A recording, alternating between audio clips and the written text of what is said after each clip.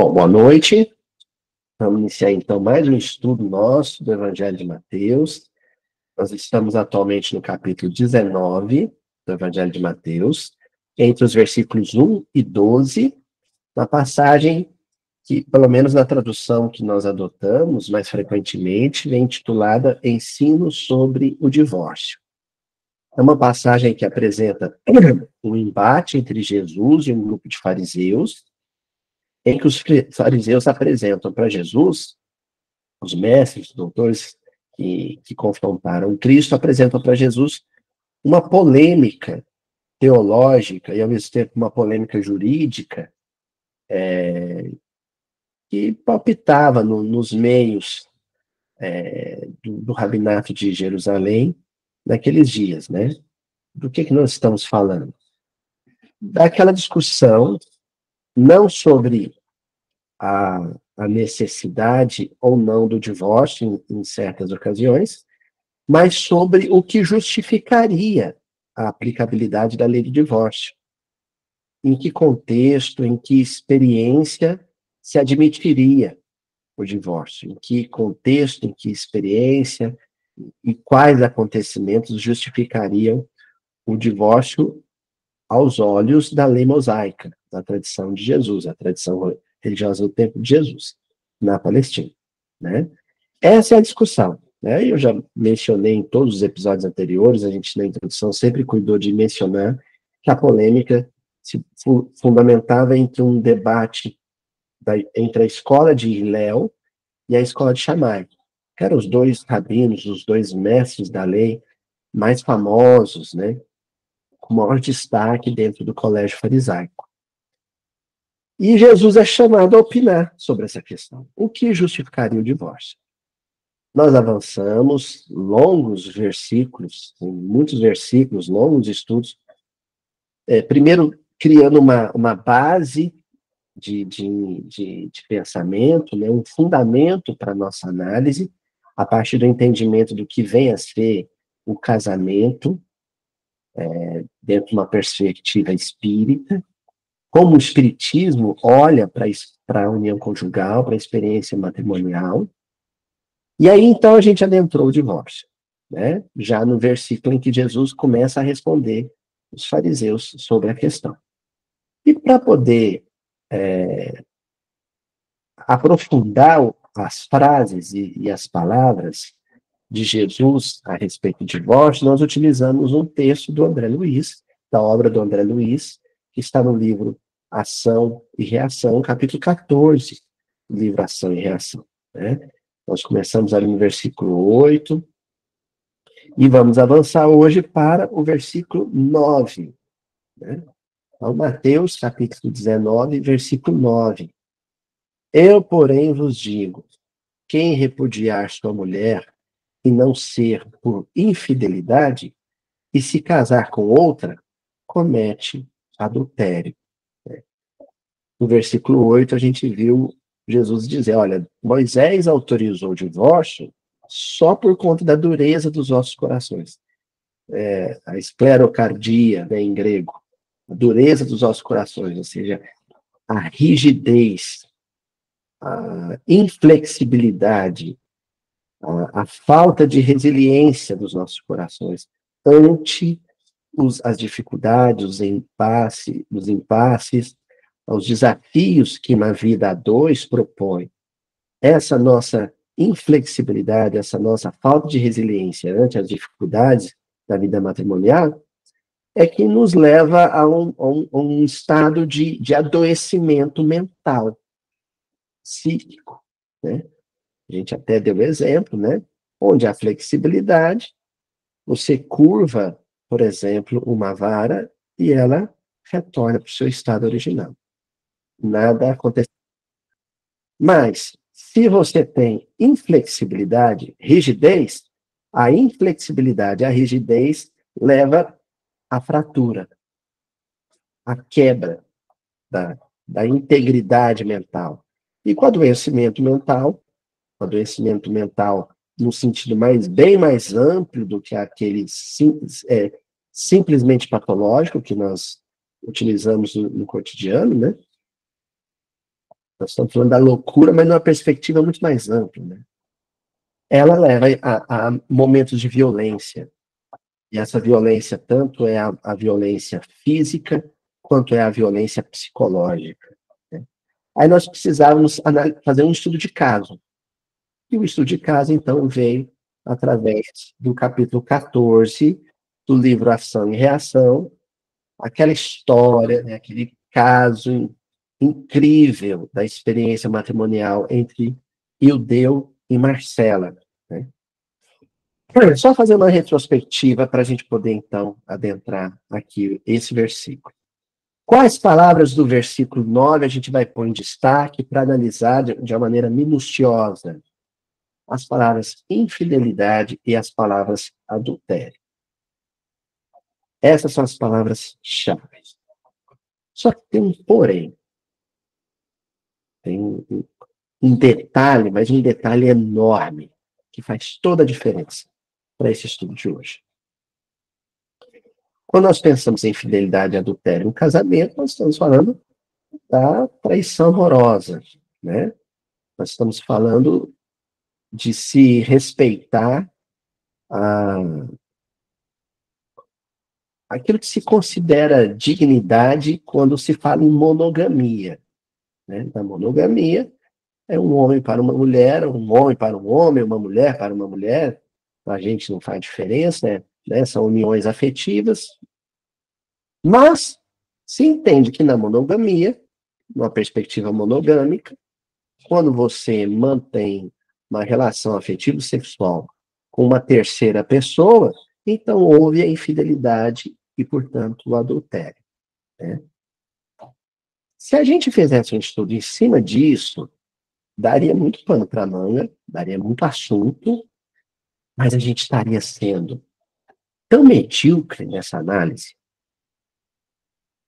a análise estaria sendo tão pobre, tão limitada, e esse nunca foi o propósito desse estudo, desse canal. Nunca foi o arraso. Nunca foi ficar na superfície, na casca do verniz. Nunca foi. O que a gente sempre... E é uma pretensão nobre, né? Uma pretensão louvável. O que nós sempre pretendemos aqui foi o aprofundamento. Porque Jesus não é raso. Jesus não é superficial. Jesus não voa abaixo, né? Com Cristo tudo é muito profundo. Tudo vai além dos olhos, vai além da percepção superficial. E a gente vai tentar manter isso nesse versículo de hoje. Então, infidelidade, adultério aqui, vai muito além do que simplesmente estabelecer uma relação com uma terceira pessoa em um casamento monogâmico. Vai muito além disso. É isso também, mas vai muito além disso. Nós vamos ver do que Jesus estava tratando aqui. E como isso se relaciona, inclusive, com o caso Ildeu e Marcelo. Tá bom? Então vamos lá. Essas palavras, infidelidade, adultério, que aparecem, né, no texto, elas se fundamentam primeiro no conceito de porneia, né? A palavra grego, do texto original grego, é porneia. O que é porneia? Né? Alguém deve estar pensando já na pornografia. Sim, exatamente, né? Porneia é infidelidade, adultério, prostituição. Tá? Então, a palavra, quando você aplica ela no contexto de um texto hebraico, que é o texto da Septuaginta, né? É a Bíblia hebraica traduzida para o texto grego, aí é urgente, necessário, incontornável que você pense numa outra atribuição à mesma palavra. Que você insira nas possibilidades de entendimento de porneia uma outra tradução. Tá? O que nós estamos falando? Porneia pode ser também uma metáfora para a adoração de ídolos da impureza, isso aí está no dicionário Strong, né? De ídolos da impureza que se origina na idolatria. São os goim, né? Os não-judeus ou os pagãos, né? Da qual se incorria ao comer sacrifícios oferecidos aos ídolos, os ídolos pagãos. Certo? Então, na tradição hebraica, porneia, usando a palavra grega, é qualquer tipo de infidelidade a Deus. é qualquer tipo de culto pagão, qualquer tipo de adoração aos deuses ou aos ídolos pagãos. Está entendendo? Não é assim lá em Moisés, em Êxodo, né? No texto de Moisés de Êxodo, e não adorareis a outro Deus, não farás outro ídolo, não farás outra escultura e adorareis. E isso é o que eles entendem por adultério ou prostituição. Quando a gente pega um livro do Velho Testamento, por exemplo, como Cântico dos Cânticos, ali está muito além do que simplesmente a descrição de um poema amoroso entre um homem e uma mulher. Tem pessoas que fazem essa leitura do texto, e é uma leitura não contextualizada, uma leitura não teológica. Só que não existe nenhum texto da Bíblia que não seja teológico. Então, Cântico dos Cânticos também é um texto religioso. Ah, Luiz, será? Mas uma vez eu folhei lá Cântico dos Cânticos, é o homem falando tanto que a mulher é bonita, a mulher falando tanto que ama e é fiel ao homem. Não. Ali é uma metáfora onde se utiliza a aliança matrimonial para se entender a relação entre a humanidade e Deus. A noiva é a humanidade. O marido é Deus. Vocês entenderam? Cântico dos Cânticos descreve o casamento entre a humanidade e Deus. Essa é a aliança que é descrita ali. Portanto, quando um homem flerta com ídolos, com outros deuses, quando ele cultua outros deuses, ele está sendo infiel, adúltero no seu casamento com Deus. Entendeu? Esse é o entendimento do colégio farisaico, é o entendimento da tradição rabínica de Jerusalém, no século I, da Palestina no século I. Tá certo? Essa palavra porneia vem das raízes pornos, ou porne, né? Pornos no masculino, porne no feminino, que é a mesma raiz de perneme, quer dizer, vender, é o comércio, é a barganha.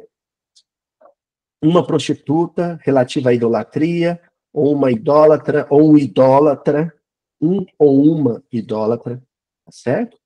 Então, a prostituta, ou a adúltera, ou o prostituto, ou o adúltero, não é somente aquele que é infiel no matrimônio, que rompe o vínculo de monogamia, incluindo na relação uma terceira pessoa. Não é somente isso.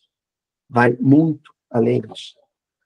Toda forma de flerte com os ídolos humanos é prostituição e adultério. A Luísa, eu ainda não entendi. Você está falando lá dos gregos que cultuavam Zeus, Apolo, Afrodite?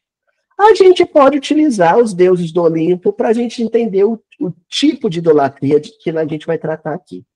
Por exemplo, o culto a Afrodite. Afrodite está ligado à afetividade sexual, né, ao romance, ao namoro físico, né? A deusa do amor, mas a deusa do amor, especificamente do amor entre casais, né? Então, se eu cultuo Afrodite, no sentido não literal, mas no sentido metafórico, é quando eu rendo culto à sexualidade. Quando a deusa que me toma a atenção e a devoção é a sexualidade. É o vício na sexualidade. O vício na sexualidade, o vício na pornografia, que é todo tipo de produção audiovisual ou impressa, que consagrada à sensualidade sexual, ali você tem, então, um culto a Afrodite, né, poderíamos dizer assim, né, um culto à sexualidade. A minha deusa, a deusa a quem eu faço oferenda, a quem eu me curvo, é a sexualidade. Mas também eu posso render culto à beleza, à vaidade física, né? Ou eu estaria cultuando Apolo. Ou então eu posso cultuar, por exemplo, o poder, a autoridade aí um culto a Zeus, ou Júpiter, na tradição latina, né?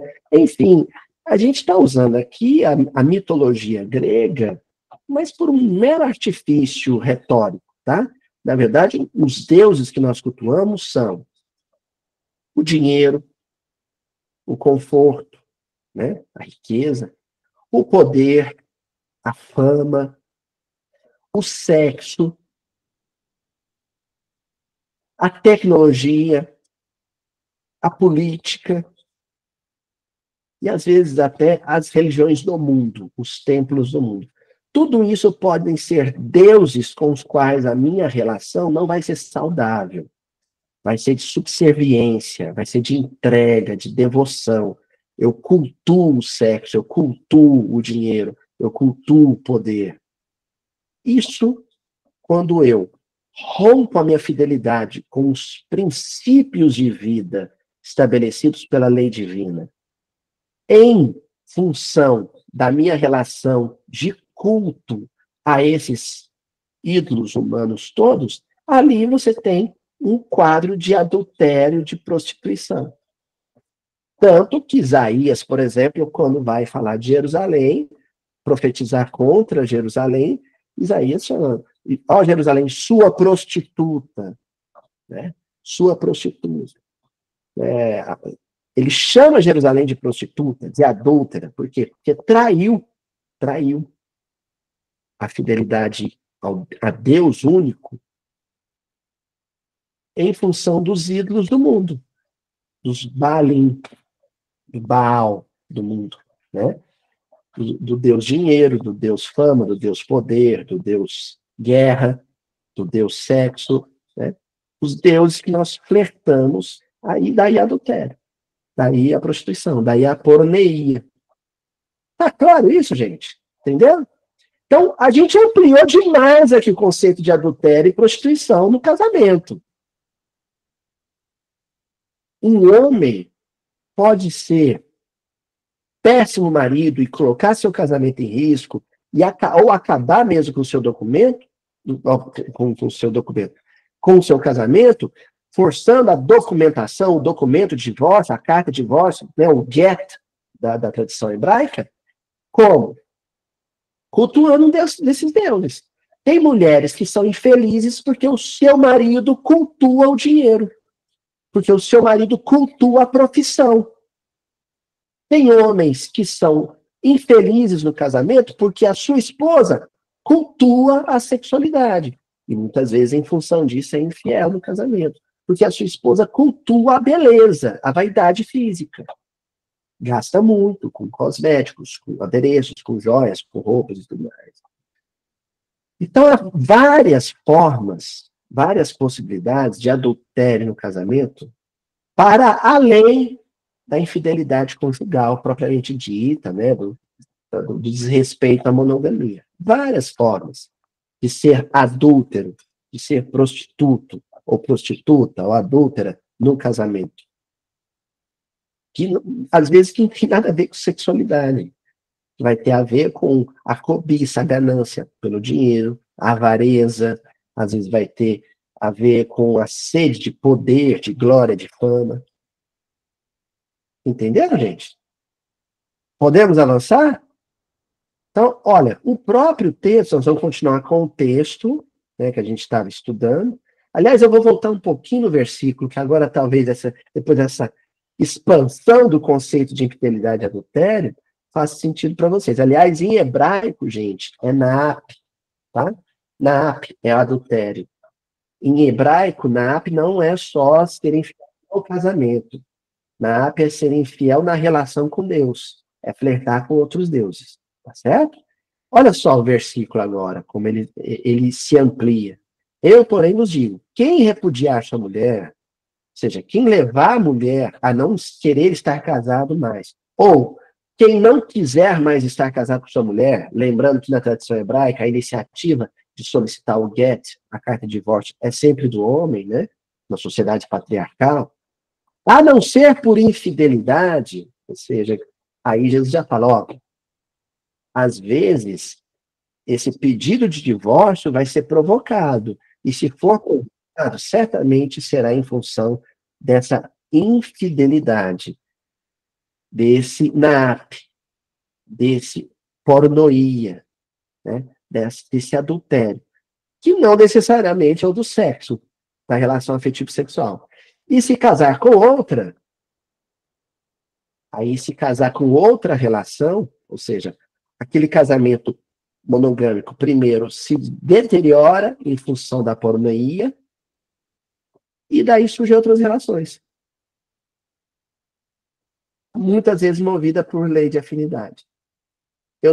Eu sou adúltero na relação com Deus, minha mulher não é. Ou eu sou adúltera na relação com Deus, meu marido não é. Então ali não há afinidade possível, entendeu? Há uma perda de sintonia. A química espiritual desaparece. Mas reaparece na relação com o outro. Muitas vezes o adultério não é por atração, o adultério propriamente dito, não é por atração física, mas por atração de pensamento, de afinidade. Né?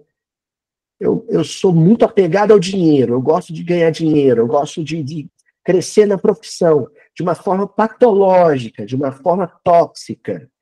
Minha esposa não. E aí não há diálogo possível entre eu e ela.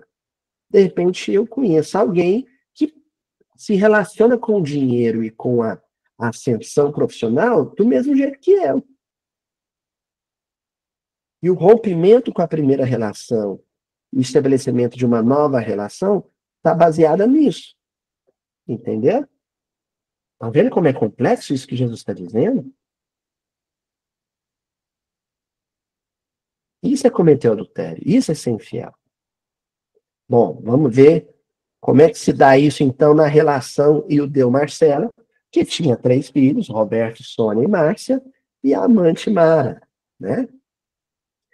Por que é interessante hoje a gente voltar na personalidade da Mara?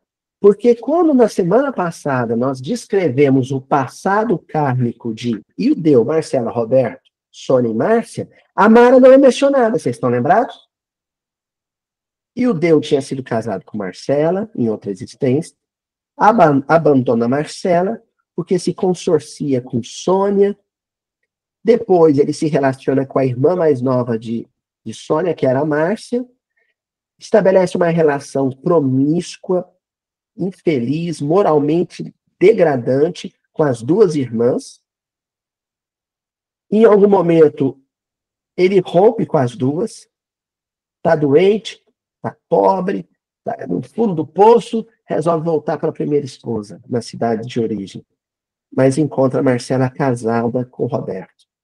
E aí, movido por ciúme, ele trama a morte de Roberto. E tem êxito. Reencarnado nesse núcleo matrimonial, e o deu novamente casado com Marcela, tendo como filhos a vítima do homicídio, Roberto, como mais velho, primogênito, e as duas vítimas da exploração sexual de Ildeu, né, que é Sônia e Márcia. Só que aí surge um quarto elemento, a Mara. Pergunto eu, será que a Mara não surge na história puramente porque ela e Ildeu cultuavam os mesmos deuses? Hã? Será que não é isso? A Mara surge na história porque ela e Ildeu se sentiram atraídos por afinidade. Cultuavam os meus deuses. Apegados ao dinheiro, ao poder, apegados à fama, à glória, apegados ao sexo físico, sexual, né? O sexo da carne, do toque, né? E aí ela surge aí como um elemento de magnetização, né? Ele se sente imantado a ela, traído vibratoriamente por ela, pelas afinidades em comum. Tá claro isso, gente? Podemos avançar? Então vamos ver, então, continua aquele diálogo entre o Hilário e o Silas, né? O aprendiz de feiticeiro, digamos assim, né? O médico residente Hilário, junto com seu tutor, seu monitor, que é o Silas, né? E aí, então, começa o diálogo. Vocês, só um minutinho, gente. Tá certo, aqui, ó. Vocês não ignoram, porém, que a reencarnação no resgate é também recapitulação perfeita. Pausa aqui. Por que eu sublinhei recapitulação perfeita? Olha só. Se na presente existência eu tenho um comportamento espiritualmente idólatra, eu tenho um comportamento de idolatria, de culto aos deuses do paganismo mundial. Tais são o dinheiro, o poder, a glória financeira, a prosperidade financeira. Para citar um Deus, que lá no Evangelho é citado como um Deus fenício, Mamon. Né? Então, se eu cultuo Mamon nessa existência, quando eu vou reencarnar na próxima existência, eu estou cultuando outros deuses? Eu rompi com Mamon? Possivelmente não. É uma recapitulação perfeita. Os meus vícios de hoje eu os recapitulo, eu os reproduzo de alguma maneira no futuro, na existência subsequente. Se eu rendo culto a Afrodite, né? Se eu rendo culto ao prazer da sexualidade sensual, da sexualidade rasteira, nessa existência, possivelmente isso vai ser recapitulado na existência posterior. E aí eu vou me consorciar de novo com aqueles que têm afinidade comigo, ou seja, que cultuam os mesmos deuses, que praticam o mesmo tipo de paganismo, e vou ter uma rejeição espontânea por quem mantém a fidelidade ao Deus de Abraão, Isaac e Jacó, né? Ao Deus espiritual que a gente conheceu através das palavras santas de Jesus. Pai nosso que estás nos céus. Continuam Silas.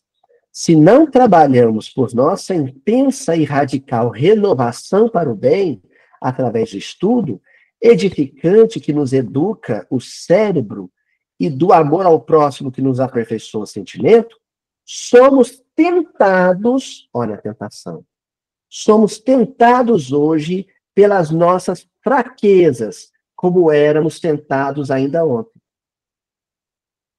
Qual que é a minha fraqueza ontem? É o dinheiro? É o poder? É a sexualidade? É a fama? É a sede por notabilidade, por popularidade? Certamente eu vou ser tentado e talvez venha a sucumbir, é bem possível que venha a sucumbir novamente nas mesmas fraquezas, nas mesmas vulnerabilidades, nas mesmas fragilidades. Porquanto nada fizemos para suprimir, passando habitualmente a reincidir nas mesmas faltas.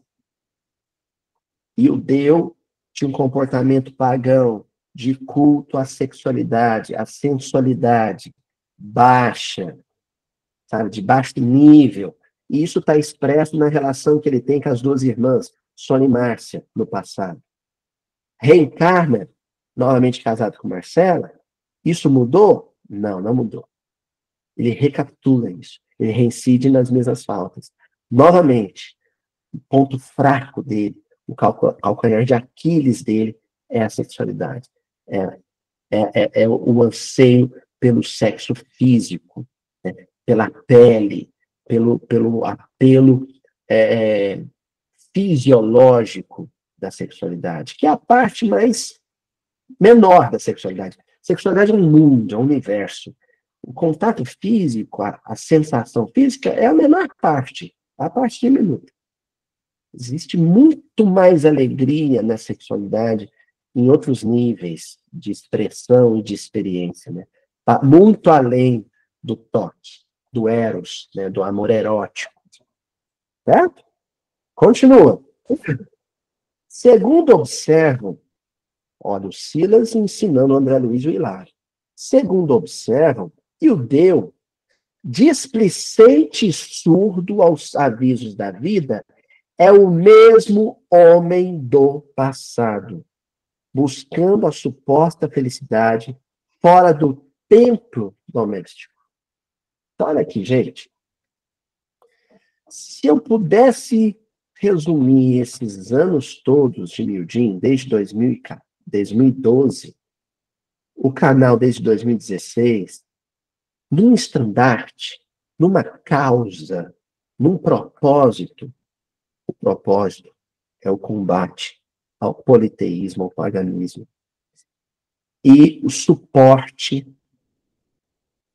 à ideia de fidelidade profunda a Deus. É isso. Portanto, combater o homem do passado, o homem que eu fui, é combater a idolatria em mim, é combater as experiências pagãs que eu já tive no passado. Não o paganismo histórico das religiões que circundavam, né, ou que rodeavam a Palestina do século I. Não é isso. É o paganismo na sua expressão psíquica. É o culto a tudo que há de mais horizontal na experiência humana. E o Deus cai pela segunda vez porque não conseguiu se libertar disso. A idolatria é uma experiência escrava. O idólatra, ele é escravo de algo. É escravo do dinheiro, é escravo da carreira, é escravo do conforto, é escravo do poder. Estamos vendo aí os nossos políticos, né? São espíritos atormentados pelo culto ao poder, pelo culto ao dinheiro. Você reencarna com esses vícios, pode recapitulá-los, e nesse caso, quem vai estar renascendo é o homem velho, o homem idólatra, o homem pagão. A gente se esforça, tem se esforçado aqui, para enfatizar essa necessidade de conversão. Conversão. Se converter ao monoteísmo ético de Jesus.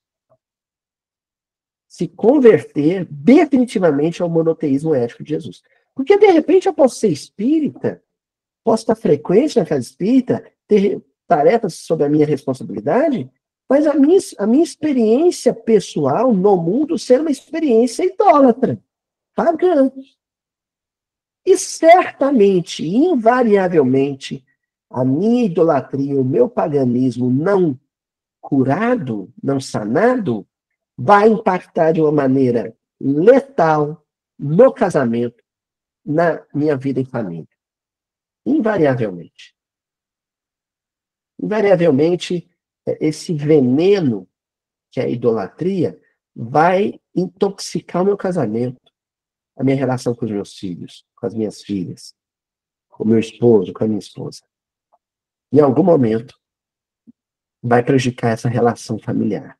Esse templo doméstico vai ser compostado, vai ser violado, vai ser difamado pela minha idolatria. Certo? Ó, continuando. Aí o Hilário pega e pergunta pro Silas. Mas ele, tá falando do Ildeu, né? Mas ele não encontra em Marcelo o amor integral? Por que razão ainda agora, na presente romagem terrena, tê-la-ia desposado? A afetividade juvenil não é sinal de confiança e ternura? Olha só o que o Hilário raciocinou. Espera aí. Essa mulher, visivelmente, é de uma fidelidade a toda prova, de um comprometimento total com a ideia de um Deus espiritual, de um monoteísmo ético, de um Deus que te torna melhor, um Deus que te faz viver em espírito. Ela é totalmente comprometida com esse ideal de vida. O que é que esse homem pagão, idólatra, adorador de Afrodite, adorador do sexo físico, das sensações, do gozo material, O que que este homem viu na Marcela? Por que que ele procurou ela? Por que que ele quis casar com ela? O que que atraiu nela? O que que o atraiu nela? Eu fui lá quer entender. Como é que é essa história? Não era para ele ter total aversão por esse perfil espiritual da Marcela? Fugir de gente assim? E procurar as maras da vida? Ó, gente, a gente está mencionando aqui nomes que nem são os verdadeiros desses espíritos, viu? Esses nomes do André Luiz são fictícios. Então, se alguém aqui se chama Ildeu, se chama Marcela, né, desconsidera. O André Luiz aleatoriamente criava esses nomes para poder ocultar o nome das personalidades, que eram pessoas muitas vezes encarnadas quando o livro foi publicado, certo? Bom, o Silas vai responder o seguinte: é preciso considerar que nos achamos ainda longe de adquirir o verdadeiro amor puro e sublime. Então, de cara, ele já fala: olha, o que o Deus sentia por Marcela não era amor. O que o atraiu nela, o que o levou a querer namorar e se casar com ela, não era amor. Definitivamente não era amor. Nosso amor é, por enquanto, uma aspiração de eternidade encravada no egoísmo e na ilusão. O que a gente chama de amor, que são esses sentimentos positivos, esse sentimento que o Guimarães Rosa definiu tão bem, ele falou que é um pouquinho de saúde, né? Isso que nos traz ar puro, que nos traz frescor à alma, esse sentimento acaba sendo soterrado, acaba sendo sufocado por uma série de sentimentos extremamente mesquinhos, extremamente nocivos, danosos, né? Que emanam do egoísmo e da ilusão em relação ao mundo. Essa ilusão é o paganismo. Quando você cultua deuses de pedra, você cultua aquilo como se fosse um deus eterno, mas aquilo é de pedra, isso, aquilo desmorona. Eu cultuo, sei lá, tecnologia, né? É deus de pedra. Cultuo automobilismo, sou viciado em carros, deus de lata, né? Cultuo as formas femininas ou as formas masculinas, deus de carne e osso. Tudo isso vai virar pó, poeira, poeira do vento, né? Poeira ao vento. Então, isso é uma forma de ilusão. Os nossos melhores sentimentos têm que conviver com esses sentimentos ruins. Né? Na fome de prazer e na egolatria sistemática que fantasiamos como sendo a celeste virtude. Aí o André Luiz aqui informa que o Silas foi muito feliz, né? Porque o Silas pega a idolatria, o culto a ídolos, e traz ela para o seu refinamento, a sua expressão mais infeliz, que é o culto ao pior Deus. Sabe qual? Eu, o ego. Idolatria consagrada à minha própria persona é a egolatria. É o culto à própria personalidade. O culto a si. Quando a egolatria se faz presente numa relação afetiva, essa relação ela vai derreter, sabe? Vai se degenerar aos poucos. Ela não resiste a essa presença letal no casamento. O sujeito cultua só a si. Ele só olha para si, só enxerga assim. É fatal. Então, o Silas está afirmando, olha, que ele tinha algum sentimento de simpatia por ela é fato. Só que esse sentimento de simpatia foi com o correr dos anos do matrimônio, do casamento, sendo soterrado, sendo sufocado por uma erva daninha, sabe? Estrangulado por uma erva, asfixiado por uma erva daninha, chamada egolatria.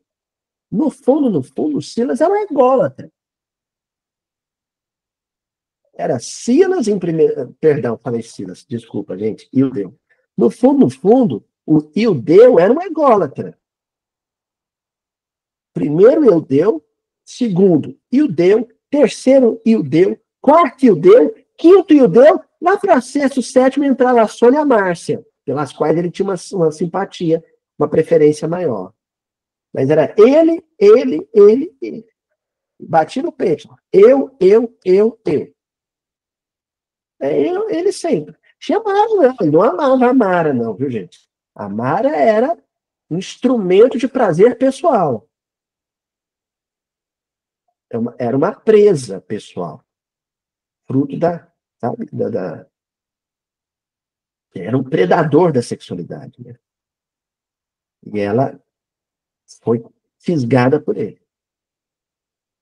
Pela sensualidade dele. Pelo poder hipnótico dele no campo da sexualidade.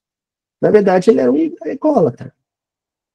A nossa afetividade terrestre, essa simpatia que ele sentiu pela Marcela e que o levou a casar com ela e que com o tempo foi mirrando, pode ser um conjunto de estados mentais, como substanciando simplesmente os nossos desejos. E nossos desejos se alteram todos os dias, entendeu? Uma simpatia momentânea, um interesse momentâneo, que como tudo aquilo que é humano, se modifica, se transforma. E com o tempo, você nem reconhece aquilo mais. Com o tempo, essa pergunta que o Hilário está fazendo para o Silas, e o Deus fazia para si mesmo. Por que eu casei com essa mulher? Onde eu estava com a cabeça? Eles perguntavam isso. O que eu vi nela? É duro isso, hein? Por quê? Porque aquele germe de afetividade que poderia evoluir para o amor, e de certa forma acabou acontecendo, porque a lei não falha, e eles se reencarnaram várias vezes depois daquilo que o André Luiz escreve, essa afetividade ela não estava tendo espaço para respirar. Eram montanhas e montanhas de uma egolatria doentia, né, sufocando ela. Por isso que o casamento não resistiu. Estão entendendo como é que um casamento se acaba? Assim. Alguém pensou demais em si mesmo. E bem de menos no próximo, no outro, no parceiro, no companheiro, na companheira. Ó, em razão disso, recordemos o imperativo da recapitulação. Ora, se ele... Olha, gente, eu vou agora explicar, antes de terminar de ler, vou explicar porque é um negócio muito importante para entender o que faz um casal fracassado depois casar de novo em outra existência. A nossa lógica, se o ponto fraco do Ildeu, se as quedas dele eram no campo do casamento, na nossa lógica exígua, estreita, é simples. Por Ildeu não errar mais, é só ele não casar. Se ele casa e é infiel, se ele casa e faz a esposa sofrer, então a gente faz um planejamento reencarnatório para ele que não inclua o casamento. Aí pronto, ele não erra. E só reencarna em volta dele pessoas, espíritos afins. A gente viu que se ele tivesse na vida dele só a Sônia e a Márcia, ele seria um pai maravilhoso. Se não tivesse Marcela, se não tivesse Roberto, esse homem era maravilhoso. Né? Quem leu o capítulo viu o carinho dele com as duas meninas. Ó, em razão disso, recordemos o imperativo da recapitulação. O Silas já começa dizendo, mas espera aí, o criminoso tem que voltar na cena do crime. Se ele começar a reencarnar agora sem casar, não tem como afirmar que ele cresceu, que ele se aprimorou, que ele melhorou, que ele é uma pessoa melhor. Não tem como. A gente só vai poder afirmar que ele é uma pessoa melhor, que ele é um espírito melhor, quando ele, de novo, novamente reencarnar num compromisso no matrimônio, se possível com a mesma pessoa, e dessa vez acertar. Aí você vai poder dizer, Ildeu melhorou, Ildeu é uma pessoa melhor. Nessa ou naquela idade física, o homem e a mulher, com a supervisão da lei que nos governa os destinos, encontram as pessoas e as situações de que necessitam para superarem as provas do caminho. O lance não é simplesmente superar as provas do caminho, a fome, a doença, não. O desafio para o judeu é passar por tudo isso, adoecer, dificuldade financeira, demissão do emprego, e viver isso tudo do lado da Marcela, como pai do Roberto. Esse é o desafio. Eles são as pessoas necessárias para criar essa situação desafiadora do crescimento dele. Hã? Provas indispensáveis ao burilamento espiritual de que não prescindem para a justa ascensão a esferas mais altas. O que eu estou querendo dizer aqui? E o Silas disse antes de mim, tá, no texto que vocês estão lendo. Esses ídolos de pedra cultuados pelo Ildeu precisam desmoronar, precisam ruir. O bezerro de ouro dele precisa ser rachado, partido, cegado ao meio. Mas a ferramenta que ele tem em mãos para isso é a convivência com Marcela e com Roberto. Com esses dois. Por quê? Se o ídolo de pedra dele é ele próprio, ele é um ególatra, a oportunidade, a circunstância convidativa para que ele pense na esposa, Marcela, e pense no filho, Roberto, é a ocasião perfeita para que ele aniquile o culto a si. Derrote esse ídolo pessoal, que é pensar em si. Pensar no outro, e sendo o outro o indesejado, é a ocasião perfeita para não pensar mais em si. Em síntese, se ele conseguisse colocar Marcela e Roberto em primeiro lugar, acima do judeu, ele não teria dificuldade para fazer isso com mais ninguém no mundo. Hã? Entendeu, dona Cíntia? Se ele conseguisse colocar Roberto e Marcela acima dele próprio, ele não teria problema com isso com mais ninguém no mundo. Por isso que o desafio é esse contexto familiar. Assim é o que somos atraídos por determinadas almas e por determinadas questões. E no fundo, no inconsciente, ele sabia disso. Por isso que ele procurou Marcelo. Ele reencarna querendo vencer. Ele reencarna depois de falar, nossa, o que eu fiz? Olha as besteiras que eu fiz. Ele pergunta para os seus avalistas reencarnatórios, o que eu preciso fazer para consertar o estrago, para limpar a lambança que eu aprontei? Você tem que reencarnar de novo com essa moça, e aquele rapaz que você matou, você tem que amá-lo como filho. Ok, então vamos lá. Quando ele reencarna, quando ele se depara com a Marcela, esse anseio inconsciente de melhora aflora. Por isso que ele quer casar com ela, por isso que ele casa com ela. Só que aí o homem velho, a idolatria do passado, o politeísmo do passado, é gigante. E quer se impor, quer marcar território. E aquela simpatia, aquele senso de compromisso, vai ficando para escanteio, vai sendo empurrado para debaixo do tapete.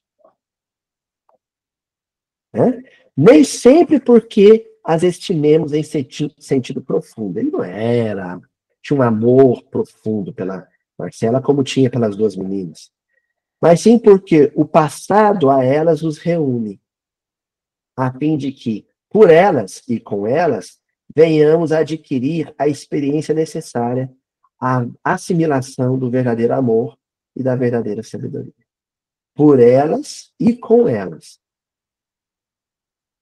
Então, quando eu pensar nos ídolos aos quais eu ainda ergui altares em mim, ainda tenho altares erguidos em mim, fulano, cicrano, beltrano, que convivem comigo, são as pessoas necessárias para que eu consiga derrotar essa idolatria íntima, esse culto aos deuses pagãos que eu estabeleci na minha intimidade. É com essas pessoas que eu vou vencer, que eu vou me libertar dessa escravidão. É com elas. Não poderia ser com outras, é com elas. Estou com as pessoas certas. Estabeleci meu matrimônio com a pessoa certa. Reencarnou como filho a pessoa certa. É com eles que eu vou vencer, que eu vou triunfar. Certo, gente? Ó, é por isso que a maioria dos consórcios humanos, por enquanto, constituem ligações de aprendizado e sacrifício. Ligações de aprendizado e sacrifício. Eu estou com fulano, com cicrano, com beltrano, para aprender. E ao aprender, consegui estabelecer um sacrifício, sacro ofício. Uma atividade de natureza sagrada, uma experiência de natureza sagrada. É como se eu transformasse a minha própria vida em louvor ao Deus espiritual, ao Pai nosso que está nos céus. Enquanto eu aprendo, enquanto eu supero o homem velho, enquanto eu venço o paganismo interior, eu vou reafirmando a minha aliança, o meu compromisso com Deus Pai. Em que muitas vezes as criaturas se querem mutuamente e mutuamente sofrem pavorosos conflitos na convivência uma das outras. É um processo fácil. Essa conversão, do politeísmo ao monoteísmo, não é um processo fácil. É um processo carregado de conflito? Sim, é um processo carregado de conflito. É um processo carregado de sofrimento. Entendeu? Então, gente, ninguém pensa que vai ser fácil o casamento. Ninguém acha que eu estou infeliz porque eu estou enfrentando muitos conflitos. Ótimo. Casamento é um negócio que existe para estabelecer esse conflito. A função do casamento é essa, estabelecer conflito. A função espiritual. O projeto de Deus com o casamento é estabelecer nas criaturas conflito. E no que consiste esse conflito? A ruína dos ídolos de pedra e a construção de um altar imortal consagrado ao Deus Pai, ao Deus de Jesus. Nesses embates, aliam-se os recursos da redenção. Olha que lindo. Estabelecimento desse altar imortal. Quem for mais claro e mais exato no cumprimento da lei, a aliança, o casamento com Deus, que ordena seja mantido o bem de todos acima de tudo, pronto. Vou dar uma pausa aqui, porque isso é gigante, hein? Ok, Aloysio, você disse que para eu deixar de ser adúltero, para eu deixar de praticar a prostituição espiritual, eu tenho que abandonar os maridos, as esposas do mundo, os ídolos de pedra, né, os deuses do mundo, a esposa tecnologia, o marido bolsa de valores, abandoná-los para estabelecer um casamento fiel, leal com Deus. É isso? É isso. E no que consiste a essência dessa aliança? Qual é o sinal de que eu estou casado e sou fiel a Deus? Quando eu colocar o bem de todos acima de tudo. Simples. Um indicativo de que eu sou muito bem casado com Deus, de que eu sou uma parcela, um fragmento da humanidade muito bem casado e fiel a Deus, é quando eu, no meu cotidiano, no meu casamento, por exemplo, na minha paternidade ou na minha maternidade, eu coloco o bem de todos acima de tudo. Você se lembra do homem de bem do Evangelho, capítulo 17? O homem de bem é aquele que ama a Deus mais do que as criaturas e as criaturas mais do que a si mesmo. Esse é o homem de bem. Mais ampla liberdade encontra para a vida eterna. Não é isso? Na minha relação com os ídolos do mundo, eu sou escravo. Na minha relação com Deus, eu sou absolutamente livre. É a liberdade verdadeira. Porque nada me escraviza mais. Eu só sou escravo do jogo, da bebida, do sexo, do dinheiro, da autoridade. Disso eu sou escravo. Com Deus eu sou livre.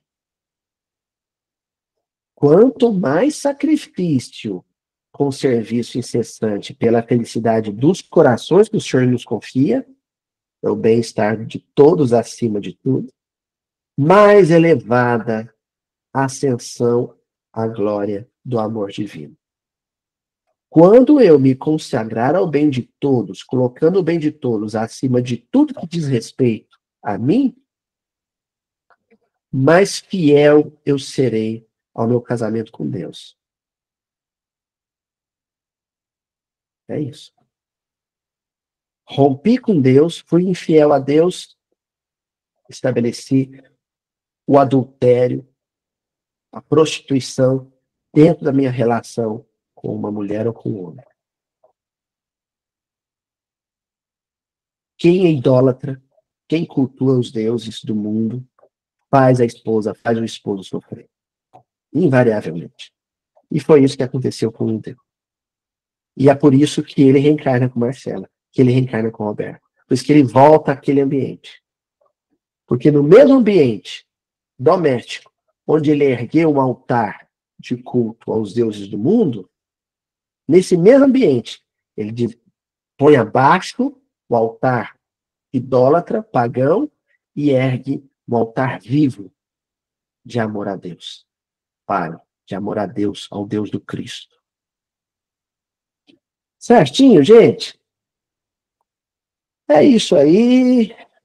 Continuamos na próxima semana com outro versículo, o próximo versículo, versículo 10, porém, ainda com o capítulo 14, resgate interrompido, para a gente fechar. Então, olha só, esse capítulo 14 está atravessando 3 versículos, sendo que um deles a gente estudou 2 semanas. Semana que vem, continuamos com o capítulo 14, resgate interrompido, as últimas considerações do Silas, mas já com um outro versículo, que é o versículo 10. Tá certo? Um grande abraço, pessoal da internet. Até mais, gente.